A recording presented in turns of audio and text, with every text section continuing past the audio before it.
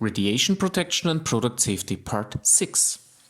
If we have finished our work within the radiation area, we want to leave the room and the area, then we need to be careful that we avoid any contamination to the outside.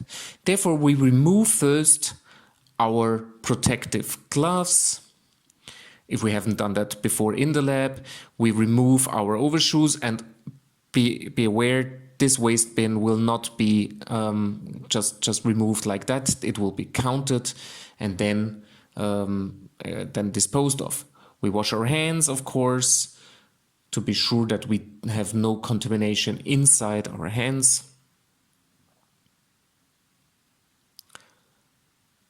As we've learned, thorough hand wash. Try to avoid touching anything as long as we do not know whether our hands are really clean, free from contamination. And then makes sense to disinfect, of course. So we have really clean hands, and now we could remove the protective coat.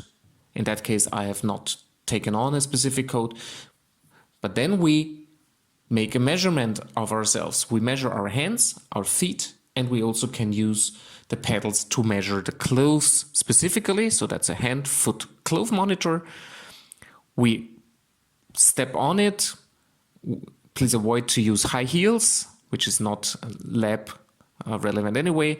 Then we position our hands according to that device. There's also different ones, and then the measurement starts. In that case, it's 10 seconds. You see it counts down. And then it gives us the verdict, and in that case it says nicht kontaminiert, so not contaminated. It could also say contaminated. You can also look at the values so that we can see it's not totally zero. There is like 3.3 or 0.7 or even 7. So there is a threshold entered which is allowed at the maximum. So what do we do if we are contaminated? If our hands, for example, are contaminated? Of course, I will rewash my hands a second time and then measure a second time and to see whether there's a change. And then, of course, it depends on with what do have I worked. So what's the half-life? What's the radiation, the type of radiation, to judge whether this is a problem. Please be aware that also contamination on your lab, on the coat, on your arms, could also be seen as a contamination of your hands. So therefore, we use those disposable protective material additionally. If there is still a contamination, do not panic.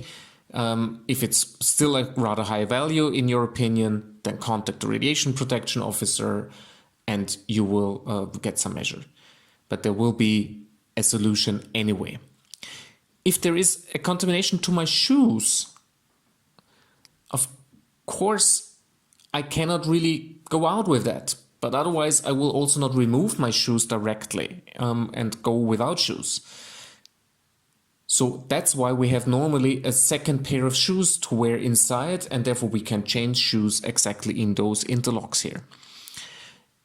If there is my shoes, my outside shoes are contaminated, then please ask somebody for help to bring your shoes here that you are able to change them. If you're totally alone, then you could take overshoes over your contaminated shoes, walk with those overshoes to your office or wherever you have your other shoes, change there and bring the contaminated shoes and the overshoes back to the radiation area.